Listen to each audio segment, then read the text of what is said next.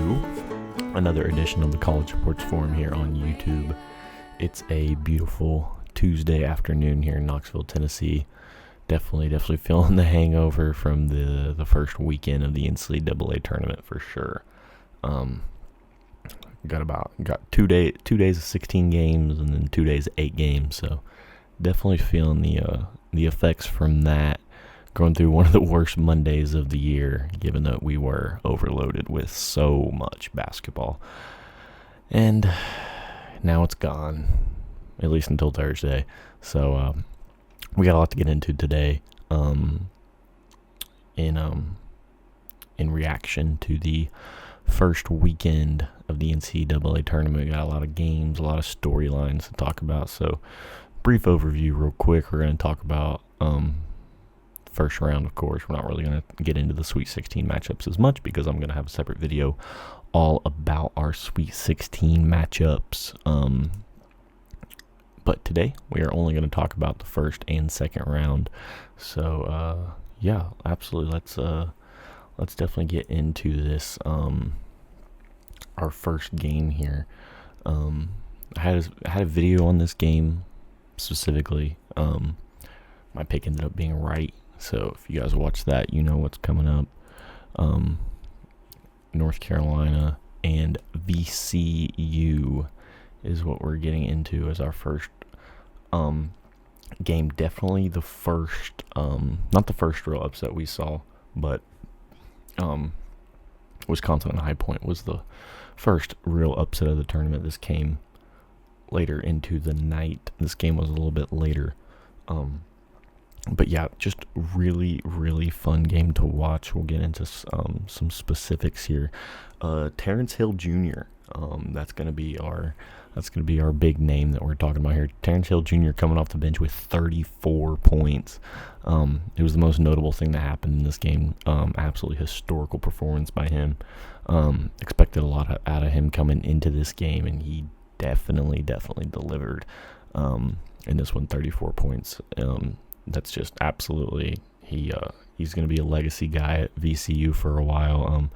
Everything I listed earlier in the week is concerned for North Carolina were not issues for them in this game. I mean, I was concerned about rebounds and assists given the absence of Caleb Wilson, but they were 44 to 39 on rebounds. They were 18 to 12 on assists. They only had 8 turnovers, so they did everything that you're supposed to do. Statistically, North Carolina had no reason to lose this game, and for a majority of the game, it didn't look like they did. They held a 19-point lead and blew it.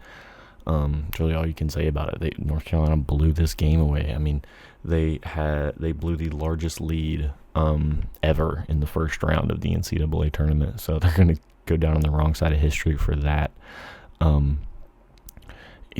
Again, that's really all you can say. They had this game won and they quit. I mean, for a majority of for about 3/4 of this game, I felt pretty dumb for picking VCU earlier in the week, but VCU just kept chopping wood, and they kept hammering away, and they came out on the right side of it. I mean, just an ugly game for the Tar Heels here, and there's really not else much to say other than VCU wanted it more here, and they won me some money and some credibility as they did that. So there's a lot you can get into with this North Carolina team, with Hubert Davis and what they've done,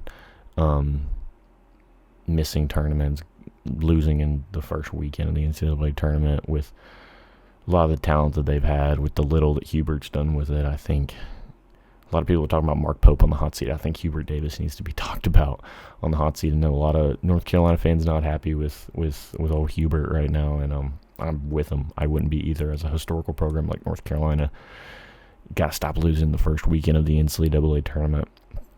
I mean, you know that stretch that they were on where they're number 1 overall team in the country preseason ended up missing the tournament, and then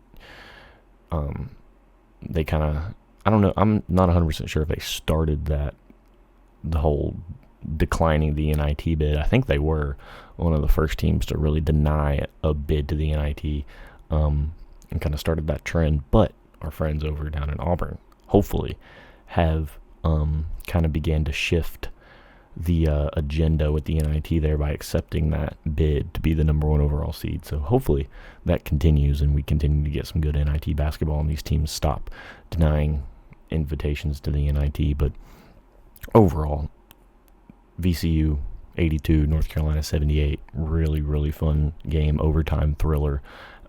Actually, I was at a buddy's house watching this game, and right about 8 seconds left when VCU had that possession and turned it over, and then it ended up going to overtime.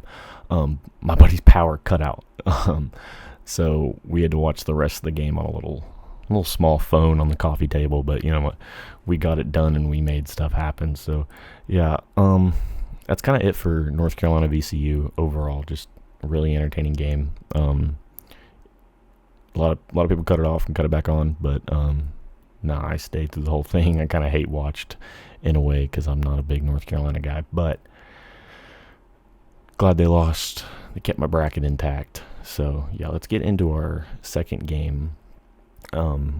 This one, it was another personal game for me. This was Tennessee and Virginia. Tennessee 79, Virginia 72 here in this game. Absolutely dominating performance here from the Vols. Well, yeah, Tennessee was favored in this game. It was still a 6-3. I've been saying all tournament, this Tennessee team is insanely undervalued as a 6 seed. Same way St. John's is undervalued as a 5 seed. There's a lot of teams in this tournament that are not seeded properly, in my opinion, and they're showing it on the court as Tennessee and St. John's both beat their respective higher seeds in their games. This Tennessee's 4th straight Sweet 16. This run Rick Barnes has this Tennessee team on is historic, and he's showing why he's a Hall of Fame coach. He's doing more with less in some cases, and this Tennessee team statistically shouldn't be here, but here we are, sitting in the Sweet 16, about to play Iowa State. This win comes off the back of 37 combined points from Nate Amen and Jacoby Gillespie, but the storyline of this game really is Bishop Boswell.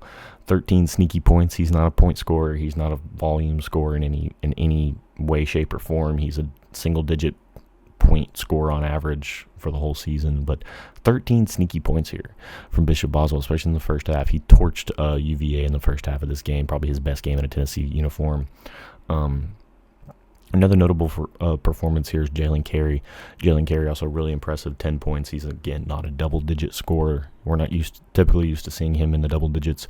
But anytime you got 2 sneaky performances like that from guys that score a little bit more than they normally do, and then you got your starters like Jacoby and Nate doing their work, you're usually going to come out on top. Very, very, very rarely are you not going to come out on top when you have production from this many spots on the floor. Virginia really was kept alive in this game through 3-point shooting. They made 12 3-pointers total. The only reason this game wasn't 15 to 20 point deficit at halftime was because the little streak they went on in the first half. They hit 4 or 5 threes in a row. Really kept them in it. Kept it only at a 5-point deficit going into halftime. But just overall, this game was Tennessee's from the jump. I'm really excited for the Sweet 16 matchup against Iowa State. They might kill each other. There might be some dead bodies on the floor by the end of that game, but it's kind of the same thing here with Virginia as it is North Carolina. Just ever since that title run in 19 from Virginia, they've just not had a ton of success in the tournament. They were the first 1 seed to lose to a 16 seed, and they've kind of kept that marker, that badge of we lose in the first weekend of the NCAA tournament every year. Ever since that championship run in 19, they've not done anything in the tournament. I don't know if they've gotten past the first weekend since that year. They might have. I might be wrong on that. But but again, overall, this game really fun to watch, really enjoyable, especially for me as a Tennessee fan. This game was really stressful as well. But yeah, overall, good win for the Vols here, and excited to see that next matchup for them. Let's get into one of our other more intriguing upsets of this tournament, Texas and Gonzaga. This is not. I did have Texas beating. I had Texas winning in the first round in my bracket. I had Texas going on through my bracket. I had them before they beat NC State in the play-in game. I had them overtaking BYU for that. So I was impressed with Texas in that sense of it. I was very impressed with Texas when I watched this game against Gonzaga. The classic case of a historically good program having a really good record in a weak conference and getting the benefit of the doubt, and then getting paired up against a battle-tested team and just getting got. I mean, this Texas team has been through the gauntlet of the SEC, and they showed. While a lot of SEC teams have been taking it, we'll get into that with our next game, Iowa, Florida. A lot of SEC teams have been getting got, but this Texas team is a tough Texas team, tough physical Texas team. Overall, just really good win here for the Longhorns. I don't know if I expect this run to continue against Purdue, but again, I think Purdue's overvalued as a 2 seed, so I think Texas definitely has a shot in that game. Not sure what the point spread is on that game. Let's check that out real quick, so I don't tell you something wrong here. 6.5 for the Boilermakers in that game. Texas definitely got a shot there. Anytime the spread's under 10 points, I think there's a real shot either way.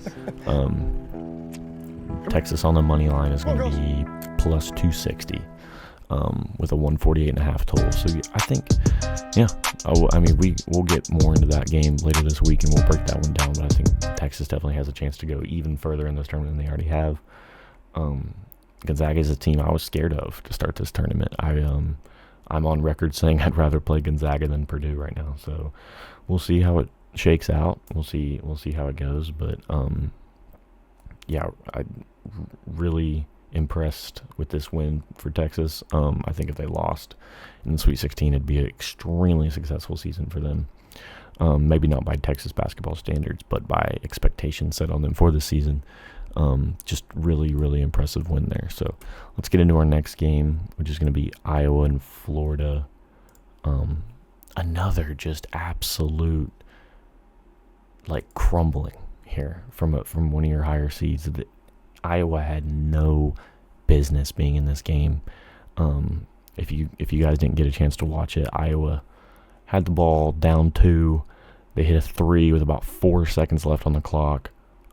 Take the lead and then end up ultimately taking the game. But easily this is our upset of the tournament here so far. It keeps the streak of defending champs since 2007 have not gotten past the Sweet 16. And I believe that team that did get past the Sweet 16 was Florida. So Florida thought they had a little Cinderella magic here, thought they were going to beat the odds getting past the Sweet 16. Florida had high hopes of repeating here. I mean, this Florida team had been hot. They lose in the semis of the SEC tournament, but they had bigger and better things on their mind going into this tournament, and they looked past a scrappy, physical Iowa team which was able to take them down. I didn't get a chance to watch this one because Tennessee game stressed me out a little bit too much.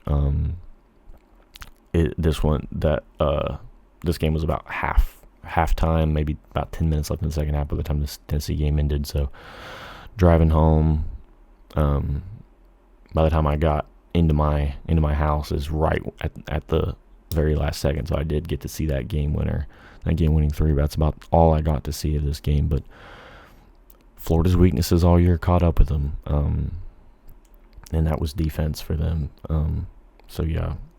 Just overall, just not a good look for Florida. Really, really big win for Iowa, and we're finally going to get to see Iowa match up with Nebraska in basketball, and it has something on the line. That's the thing I think this rivalry between Iowa and Nebraska has been missing, is just stakes. So the whole world is going to get to see what we've been seeing the past several years with Iowa and Nebraska. This is a heated rivalry as far as basketball goes. So this will be a fun game to watch. Let's get into our final game here. This one is the one I was talking about earlier. This is going to be High Point in Wisconsin. This is the first upset that we saw of the tournament. This was one of your first window games. Had this on the smaller screen down on the side, as I had some other games up top, like South Florida and Louisville and Ohio State TCU were facing off at similar times. So kind of had this one off to the side, and when I saw the score kind of staying pretty neck and neck through the whole thing, I kind of adjusted my priorities and moved this one to the main TV.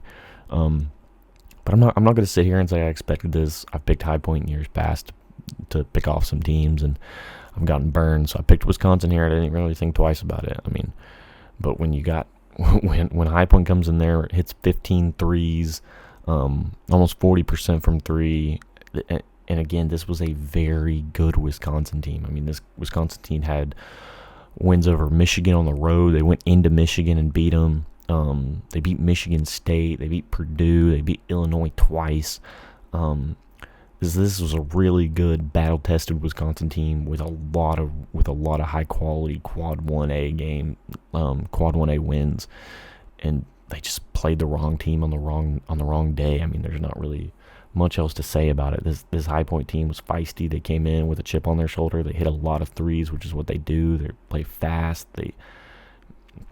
I mean, they play insane. 83 to 82. I mean, this game blew by the over, pretty significantly. But yeah, overall, just High Point is they're kind of keeping the streak of teams that. Typically, these teams that get upsets are these teams that play really fast, shoot a lot of threes, and they score in bunches. Not seeing as many upsets as this was one of our only upsets. This was the highest or lowest seeded team to win a first round game was 12 seed High Point. There was another 12-5 upset. If I'm not mistaken, let me go double check myself. Unless there wasn't. Okay, no. So this was that's what I thought. This was the only 12-5 upset of the first round, which is not typical. Typically, you're going to see those 12/5s at least twice. But yeah, we got our one typical 12/5. Everybody always takes at least one or two 12/5s in their bracket every year. Usually pays out pretty well, except for this year. If y'all watched my other video a couple weeks ago about Our Cinderella's Dead, go watch that, and you'll understand why these If you're wondering why you're not seeing upsets in the tournament this year, go watch that video. You'll understand why you're not seeing any upsets this year in the tournament. I'm not going to spoil it because I want you to go watch it. Don't go watch it right now, of course. Finish this video out and then go watch that one. But yeah, that's kind of it for what we got today. I appreciate you guys for stopping by. Appreciate you guys for checking in real quick, listening to me talk for a little bit. I'll get you all another video either today or tomorrow about the Sweet 16 and some matchups that we got. I really like St. John's and Duke. Really looking forward to St. John's and Duke. We'll have a separate video breaking down all that. But for now, that's it for me. We are pushing time here, trying to keep these videos a little bit shorter for y'all, just because I know that these have been running a little long. So trying to keep them a little shorter. We're under 20 minutes today, so that's a good sign. We haven't been under 20 minutes, I don't think, on any video on my channel. So I'll take that as a win, and I will see you guys next time. See ya.